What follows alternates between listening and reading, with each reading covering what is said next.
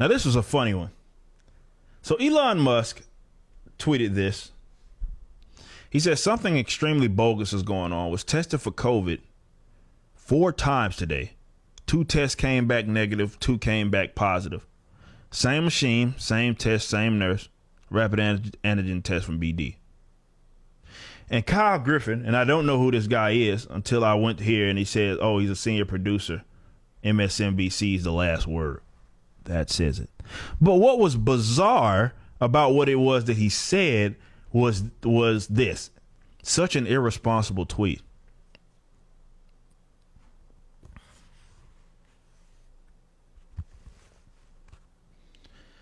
Such an irresponsible tweet. And you're sitting here like, what was irresponsible about it? Oh, I get it. When a popular guy with a blue check mark tells the truth about the false positive rate and false positives when it comes to COVID-19, definitely when it comes to these sort of rapid tests,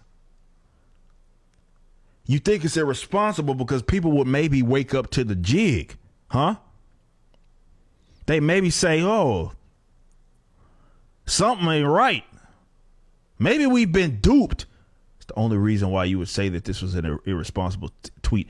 Basically, he's nudging them and saying, get in line. Fall in line, bro.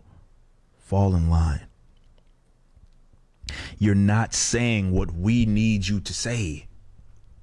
People may wake up to this bull crap and they may actually start to question this COVID-19 response.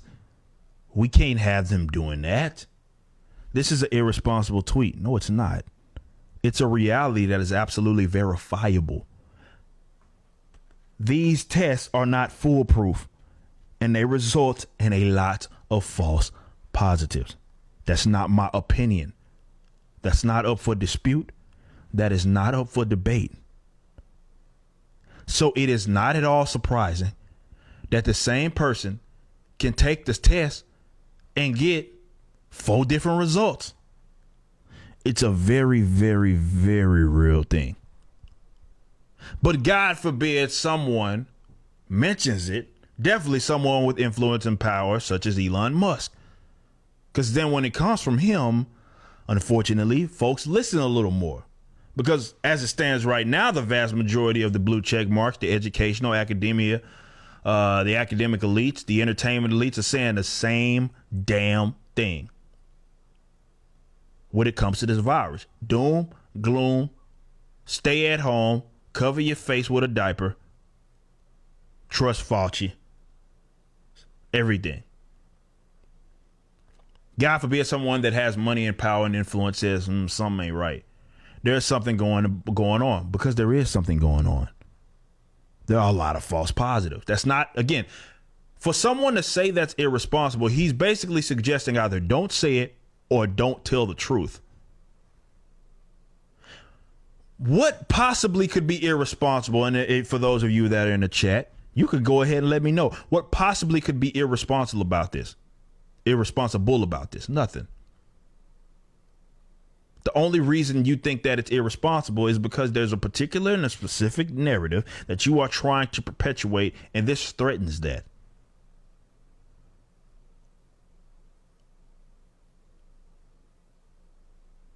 There are a lot of false positives. We know that. There's plenty of examples of it. We know, documented, that they've also included in the numbers. Everybody's always obsessed with cases, right? Putting people in fucking motorcycle accidents that die from motorcycle accidents. I covered one on the channel, youtube.com/YoungRover59. Covered it on the channel. It was reported by Fox, local news out in Orlando, where they were calling, asking about, and if they didn't do actual journalism, if more people did actual journalism, I feel like we'd get a lot more stories like this. But some people in Florida actually decided, I believe it was the same news agency, it was Fox 32 or something like that, I can't remember what it was, decided to actually do journalism. Stop accepting people's word for it and actually do journalism. And they were uncovering that you had instances that were coming back where it was 100% positivity rate. Well, everybody that was tested positive. That doesn't make sense. And it was also people that were in motorcycle accidents. This is actual motorcycle accidents that were considered COVID deaths, that were counted as COVID deaths. So we know that type of stuff happens. That's not even speaking to the actual test. This is what happened, I think, when you give people more economic relief and all of this.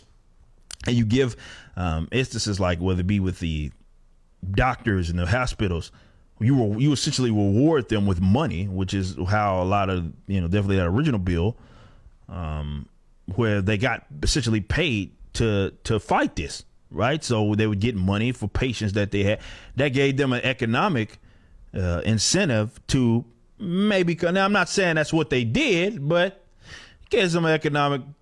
And obviously, we're going to point to that if you look at that and you're like, well, wait a minute.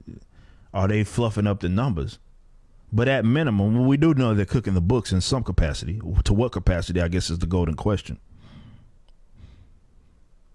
To what capacity is the golden question. But when you consider the virtually complete eradication in a lot of areas of influenza, like we're not even talking about that anymore in instances in different countries that usually reported like 95% down in terms of influenza deaths. And you consider what we do know about these PCR tests and so forth, that they come back in a lot of false positivity rates, right? When you consider that, yes, you question it. And I would hope people that are in power, especially, not report that, they say something. So I have nothing against Elon Musk saying, I've taken the same test 4 times and gotten both negative and positive on it. Which one is it?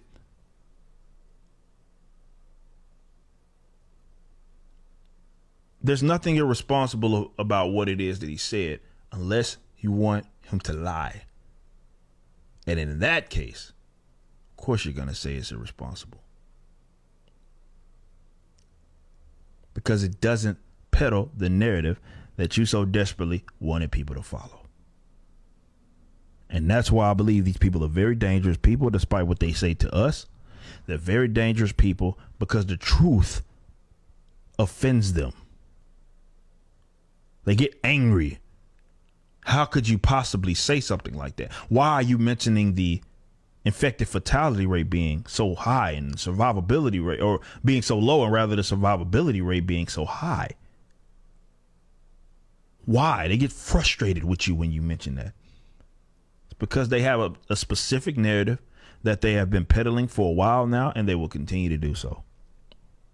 So they can't have people definitely in power saying otherwise. You just watched a clip from my podcast, For Canon's Sake. Catch us live at 12 p.m. throughout the week over at youtube.com/YoungRipper59 and facebook.com/EricJulyTX. If you want to watch the entire video cast after the show is over, be sure to become a member on YouTube or a subscriber on Facebook. Of course, the full audio portion of the podcast is available for free on all major digital platforms, or just visit forcanonsake.com.